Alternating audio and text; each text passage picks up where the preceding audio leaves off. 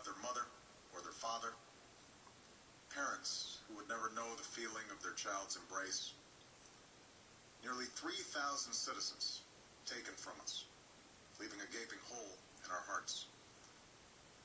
On September 11th, 2001, in our time of grief, the American people came together. We offered our neighbors a hand, and we offered the wounded our blood. We reaffirmed our ties to each other and our love of community and country. On that day, no matter where we came from, what God we prayed to, or what race or ethnicity we were united as one American family. We were also united in our resolve to protect our nation and to bring those who committed this vicious attack to justice.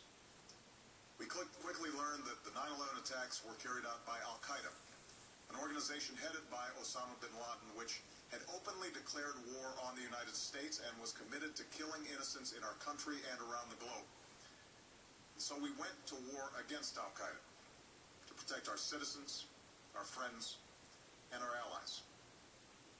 Over the last 10 years, thanks to the tireless and heroic work of our military and our counterterrorism professionals, we've made great strides in that effort. We've disrupted terrorist attacks and strengthened our homeland defense. In Afghanistan, we removed the Taliban government, which had given Bin Laden and Al-Qaeda safe haven and support. And around the globe, we worked with our friends and allies to capture or kill scores of Al-Qaeda terrorists, including several who were a part of the 9/11 plot. Yet, Osama Bin Laden avoided capture and escaped across the Afghan border into Pakistan. Meanwhile, Al-Qaeda continued to operate from along that border and operate through its affiliates across the world. And so shortly after taking office, I directed Leon Panetta, the director of the CIA, to make the killing or capture of Bin Laden the top priority of our war against Al-Qaeda, even as we continued our broader efforts to disrupt, dismantle, and defeat his network. Then, last August, after years of painstaking work by our intelligence community, I was briefed on a possible lead to Bin Laden. It was far from certain, and it took many months to run this thread to ground. I met repeatedly with my national security team as we developed more information about the possibility that we had located Bin Laden hiding within a compound deep inside Pakistan.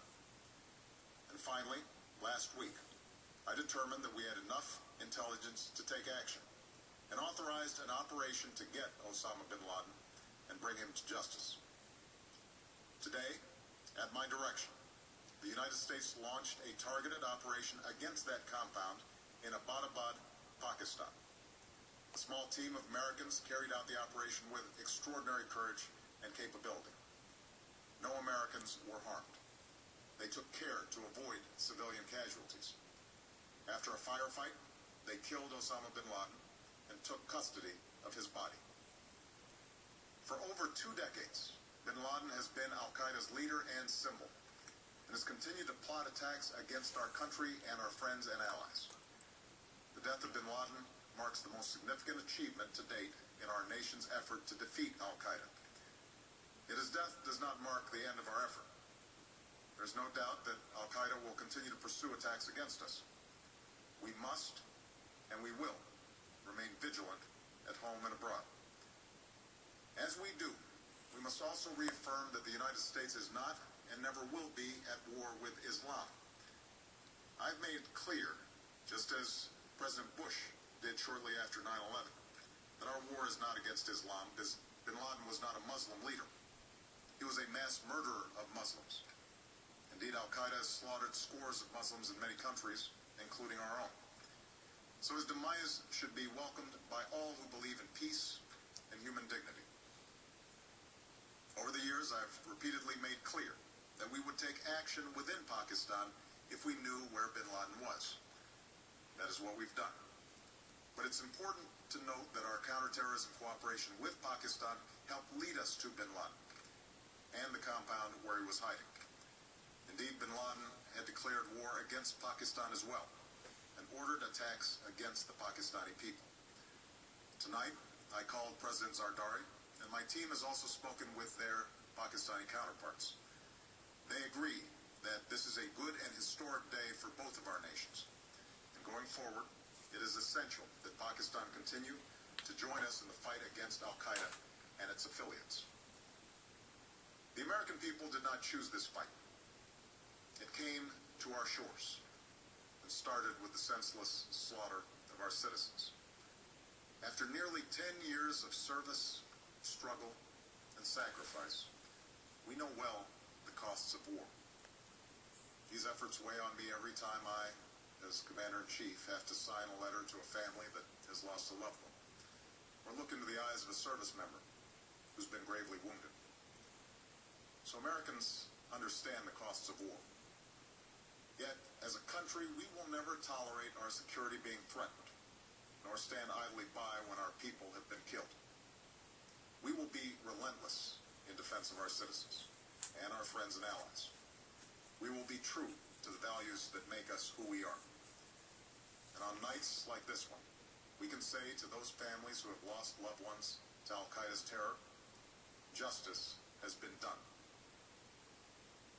Tonight we give thanks to the countless intelligence and counterterrorism professionals who've worked tirelessly to achieve this outcome.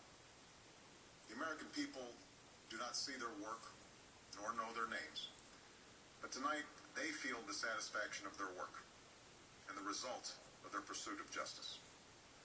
We give thanks for the men who carried out this operation, for they exemplify the professionalism, patriotism, and unparalleled courage of those who serve our country. And they are part of a generation that has borne the heaviest share of the burden since that September day. Finally, let me say to the families who lost loved ones on 9/11 that we have never forgotten your loss, nor wavered in our commitment to see that we do whatever it takes to prevent another attack on our shores. And tonight, let us think back to the sense of unity that prevailed on 9/11. I know that it has at times frayed, yet today's achievement is a testament to the greatness of our country and the determination of the American people.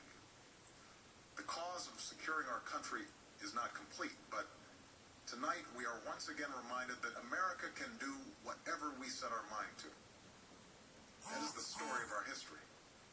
Whether it's the pursuit of prosperity for our people, or the struggle for equality for all our citizens, our commitment to stand up for our values abroad, and our sacrifices to make the world a safer place. Let us remember that we can do these things not just because of wealth or power, but because of who we are. One nation, under God, indivisible, with liberty and justice for all. Thank you. May God bless you. And may God bless the United States of America. President Obama from the East Room of the White House saying that after 10 years of service, struggle, and sacrifice, justice has been done. Osama Bin Laden has been killed. And he was also saying to all the families